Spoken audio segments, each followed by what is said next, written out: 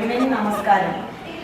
ചിങ്ങോലി ആശ്രമത്തിൽ നിന്ന് ഇന്നത്തെ ഈ നല്ല ദിവസം അമ്മ ഇവിടെ എത്തിയതിൻ്റെ കാര്യം ഒരു പ്രത്യേകമായ ഒരു അനുഗ്രഹം വാങ്ങാനാണ്. അതായത് നമ്മൾ ഈ വർഷം അറിയാമല്ലോ ഇത് ആരാണെന്ന്, ഇവിടുത്തെ സിദ്ധരാണ്. അഗൂർ സിദ്ധർന്ന് ഇവിടെ നാമധേയം ചെയ്യുന്ന പ്രഭാകര സിദ്ധയോഗി അറിയാത്തവരാരുമില്ലെന്ന്.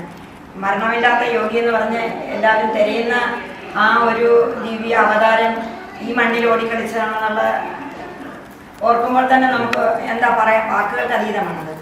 ഈ പുസ്തകം അടുത്ത കാലത്താണ് നമ്മൾ വെച്ച് പ്രകാശനം ചെയ്തത്. ഈ പുസ്തകത്തിൽ തിരുമേനി അന്ന് എഴുതിയ ലെറ്ററുണ്ട്, കത്തുണ്ട്. ആ കത്തിൽ ഏകദേശം അദ്ദേഹത്തിൻ്റെ ഇവിടുന്ന് പുറപ്പെട്ടു പോയ ചരിത്രങ്ങൾ മുഴുവനും എഴുതിയിട്ടുണ്ട്. പിന്നെ ഞാനിപ്പോൾ ഇവിടേക്ക് അങ്ങേ കണ്ട അനുഗ്രഹം വായിക്കാൻ വന്നത് ഈ 763ാമത് ജന്മദിനം ഘോഷിക്കുകയാണ് പ്രഭാകര സിദ്ധയോഗി. അപ്പം 763ാമത് ജന്മദിനം എങ്ങനെ വേണമെന്നൊരു ദർശനം എനിക്ക് കിട്ടി. 85 മുതൽ അദ്ദേഹം ദീക്ഷ തന്ന് ഞാൻ KSCB VRS ഇങ്ങനെ പ്രവർത്തിക്കുമ്പോൾ ഈ വർഷത്തെ എനിക്ക് തന്നിരിക്കുന്ന ദർശനം സിദ്ധ പുരുഷന്മാരെ കണ്ടുപിടിച്ച് അവരുടെ പരമ്പരയെ കൊണ്ടുവന്ന് സിദ്ധ സംഗമം നടത്തണമെന്നാണ് ഗുരു തന്നിരിക്കുന്നത്. അപ്പോൾ ഒരുപാട് ദിവസങ്ങളായിട്ട് എനിക്ക് ഈ ദർശനം ഇങ്ങനെ വെളുപ്പിനത്തെ ധ്യാനത്തിൽ കിട്ടുക. അപ്പൊ ആ സിദ്ധ ലോകം എന്ന് പറയുന്നത് ഉണ്ടെന്ന് അദ്ദേഹം പണ്ട് പറഞ്ഞിട്ടുണ്ട്. പിന്നെ ആ സിദ്ധ പുരുഷന്മാർ 18 സിദ്ധന്മാരാണ് ദ്രവിഡ ദേശത്ത്, അതായത് തെക്കേ ഇന്ത്യയിൽ. അതില് പാമ്പാടി സിദ്ധർ എന്നാണ് തമിഴ്നാട്ടിൽ അദ്ദേഹത്തിന് പറയുന്നത്. ഭോഗര, കമ്പര, പുലിപ്പാനി ഇങ്ങനെ ബഹുവിധം 18 പേരുണ്ട്. അപ്പൊ അവരുടെ പരമ്പരയുണ്ടെന്നാണ് അന്വേഷിച്ച് ഞാൻ അറിഞ്ഞത്. ആ പരമ്പരയെ നമ്മൾ ഓച്ചിറ തന്നെ കൊണ്ടുവരികയാണ്. ഈ വരുന്ന മാർച്ച് 27-ാം തീയതി ഇദ്ദേഹത്തിന്റെ സാന്നിധ്യം ഉണ്ടായിരിക്കണം അവിടെ. അതാണ് ഞാൻ പ്രാഥമികമായിട്ട് ഇവിടെ വന്നിരിക്കുന്നത്. കാരണം 27-ാം തീയതി നമ്മൾ ബുക്ക് ചെയ്ത് കഴിഞ്ഞാൽ അടിച്ചൊളിയാം. സിദ്ധന്മാർ മാത്രം അവിടെ പ്രഭാഷണമില്ല, രാഷ്ട്രീയമില്ല, കലയില്ല, സാമൂഹികമില്ല, മരുന്നുണ്ട്. അവരുടെ കയ്യിലില്ലാത്ത ഒരു മരുന്നുമില്ല സിദ്ധ ചികിത്സയിൽ. അപ്പൊ മരുത്തോമനയിൽ ഒരു സ്വാമി ഇരിപ്പുണ്ട്. അപ്പൊ തമിഴ്നാട്ടിൽ അതിന്റെ പരമ്പരയുണ്ട്. അവരെല്ലാവരും അമ്മയോട് വളരെ സന്തോഷകരമായിട്ട് പങ്കെടുക്കുക എന്ന് പറഞ്ഞിരിക്കുകയാണ്. അപ്പൊ എന്നെ സംബന്ധിച്ചിടത്തോളം എനിക്ക് എൻ്റെ മൂലസ്ഥാനം ഇതാണ്, അദ്ദേഹം തന്നതേ ഉള്ളൂ, അല്ലാതെ എനിക്കൊരു ജന്മത്തിലൊന്നും അറിയില്ല. അതുകൊണ്ട് ആദ്യത്തെ ചുവടുവയ്പ് എന്നുള്ള നിലയ്ക്ക് ഇവിടെ വന്ന് അനുജ്ഞ വാങ്ങി ഇവിടെ ക്ഷണിച്ച് ഈ പുസ്തകം തന്നിട്ട് അഗൂർ സിദ്ധ എന്ന് പറയുന്ന സിദ്ധ ലോകത്തിന്റെ മുഴുവൻ ചക്രവർത്തിയാണ് ഇനി നാം എന്നാ പറഞ്ഞത്. അപ്പം ഇനി 25 മുതൽ 35 2025 മുതൽ 35 വരെ അദ്ദേഹത്തിന്റെ യുഗമാണെന്നാണ് പറയുന്നത്. അപ്പം മാർച്ച് 27-ാം തീയതി അവിടെ ഓച്ചിറ നടക്കുന്ന സിദ്ധ സംഗമത്തിലേക്ക് ഇദ്ദേഹത്തിനെ പ്രാഥമികമായി ക്ഷണിച്ചു കൊടുക്കണം. അതിന്റെ കൂട്ടത്തിൽ ഈ പുസ്തകം ഞാൻ അങ്ങേക്ക് കൈമാറുകയാണ്.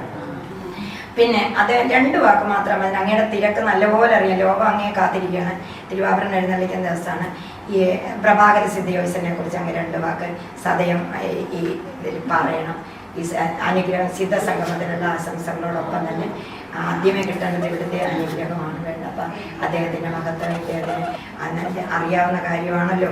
ഇപ്പം നമുക്കറിയാമല്ലോ ഇവിടെ മുഴുവൻ വെള്ളം കയറിയിട്ട് പോലും കയറിയില്ലെന്നത് ആ പ്രധാന സംഭവം എന്ന് കേട്ടാൽ ഈ ഭാരതത്തില് ഈ സന്യാസിമാരും അതുപോലെ സിദ്ധന്മാരും എന്നും ആദരിക്കപ്പെടുന്ന ഒരു സമൂഹമാണ്.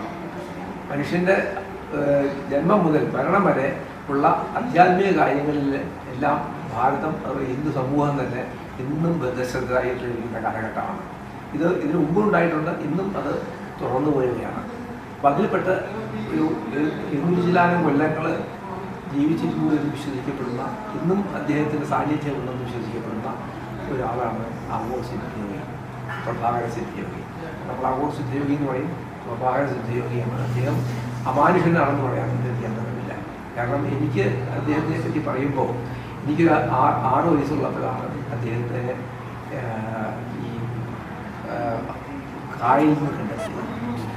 അത് അദ്ദേഹം കായലിലൊരു ഒഴുകി നടക്കുന്ന രീതിയിൽ ഈ കുമാരി കണ്ടെത്തുകയും അങ്ങനെ നേവിക്കാരോട് പറഞ്ഞ് നേവിക്കാരെടുത്ത് പുറത്തു പോയി കൊച്ചിയിൽ കൊണ്ട് പോലീസ് സ്റ്റേഷനിൽ കൊണ്ട് അപ്പോൾ അദ്ദേഹം വലിയ പായലോട് കൂടി നമ്മൾ മരിച്ചു എന്നാണ് പലരും വിചാരിച്ചത്. അവിടെ കഴിയുമ്പോൾ അദ്ദേഹം ചാടിയിട്ടു. അപ്പോൾ പോലീസുകാർക്ക് തന്നെ അത്ഭുതം എന്താണ്. പിന്നെ അദ്ദേഹം ആ സ്റ്റേഷനിൽ തന്നെ കുറച്ച് എന്താണ് അദ്ദേഹം കുറച്ച് ചോദ്യം ചെയ്യുന്നതായി. അപ്പോൾ അവസാനമാണ് അദ്ദേഹം പറഞ്ഞത്, ഞാൻ അഗൂർ മലയുടെ ഒരു കാലഘട്ടത്തിൽ വ്യക്തിയാണ്, ഞാൻ ഹിമാലയ താഴ്വരയിലാണ് താമസിക്കുന്നത്, എനിക്ക് ഇത്ര വയസ്സായിട്ടുണ്ട് എന്നെല്ലാം അന്ന് പറയുന്നു. അതൊക്കെ എല്ലാം മാതൃഭൂമി പേപ്പറിൽ വന്നതാണ്. അപ്പം അത് അന്ന് എൻ്റെ മുത്തശ്ശനുള്ള കാലഘട്ടത്താണ്. അപ്പം അന്ന് അതായത് ഒരു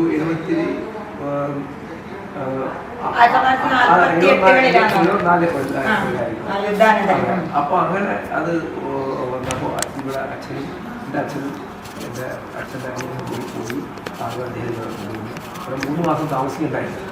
അപ്പൊ അദ്ദേഹത്തിന്റെ ജീവിത രീതി എന്ന് പറയുമ്പോൾ അദ്ദേഹത്തിന് യഥാർത്ഥത്തിൽ ഒരു ഹഠയോഗിയാണ്. പ്രത്യേക ആഗ്രഹങ്ങളോ മോഹങ്ങളോ ഒന്നുമില്ല. ദിവസത്തിലെ ഒരു നേരെ ഭക്ഷണവും അത് ഭക്ഷണം എന്ത് കിട്ടിയില്ല സംതൃപ്തനാണ്. മാത്രമല്ല അദ്ദേഹത്തിന് പൈസയ്ക്കുള്ള മോഹമില്ല, ആരുടെ ഒരു പ്രതിപത്തിയില്ല, ഒരു കാലത്ത് സ്ഥിരമായിട്ട് തെറ്റി താമസിക്കുന്ന ഒരു സ്വഭാവക്കാരുമായിട്ടില്ല. എന്തായാലും ഇവിടെ 3 മാസം താമസിച്ചു. ഇവിടുത്തെ ഒരു ദിവസവും വന്ന് ഇവിടുത്തെ മുത്തശ്ശനായിട്ട് സംസാരിക്കും.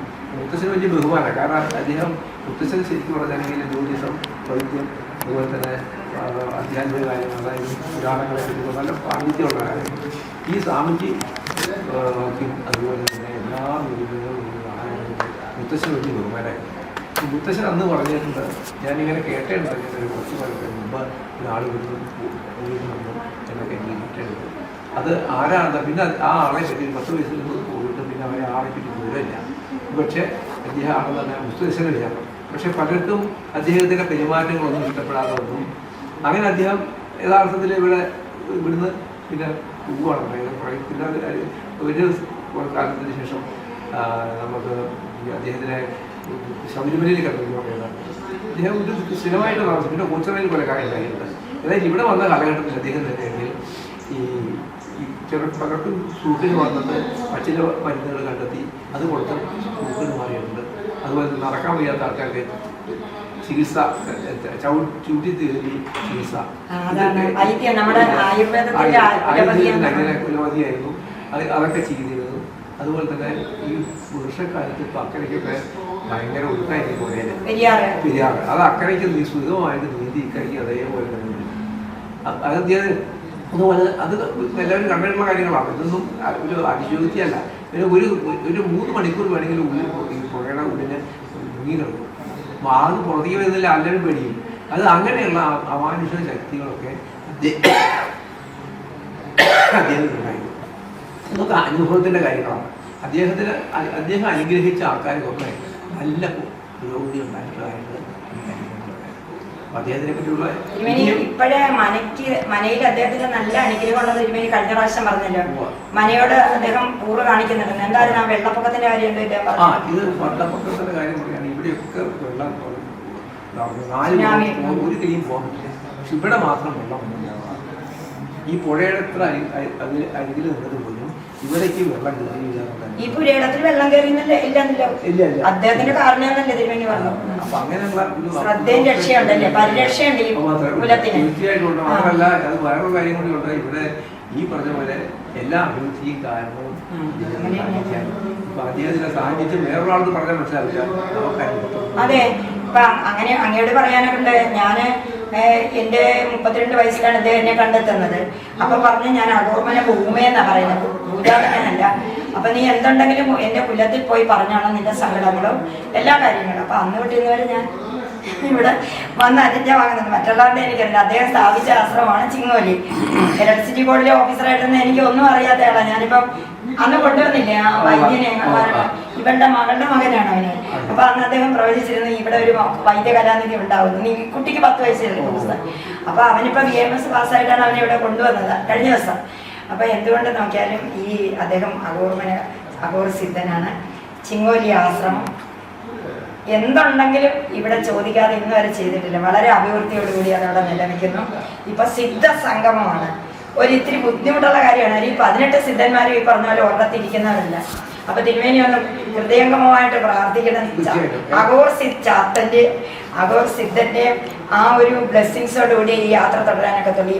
ഇത്രയും പേരുടെ പരമ്പരയെ കണ്ടുപിടിക്കണം പോയി. അപ്പൊ അവർക്ക് ഈ പറഞ്ഞ പോലെ പൈസയുടെ ആഗ്രഹമോ വൈറലാകാനുള്ള ആഗ്രഹമോ ഒന്നും അവർ സമ്മതിക്കത്തില്ല.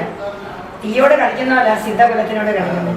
അപ്പൊ തീർച്ചയായിട്ടും ഇന്നത്തെ തിരക്കിൽ ഇത്രയും സമയം അമ്മയുടെ കൂടെ പങ്കിട്ടു. അതിന് ഇനി നമുക്ക് വിശദമായിട്ട് പിന്നീട് സംസാരിക്കാം. അങ്ങയുടെ സമയം അപകരിച്ചതിൽ ക്ഷമിക്കണം. അങ്ങേക്കറിയാം ഇത്ര ആൾക്കാർ മുഴുവൻ ഇങ്ങോട്ട് വേണം. തീർച്ചയായിട്ടും നമസ്കാരം, കോടി നമസ്കാരം.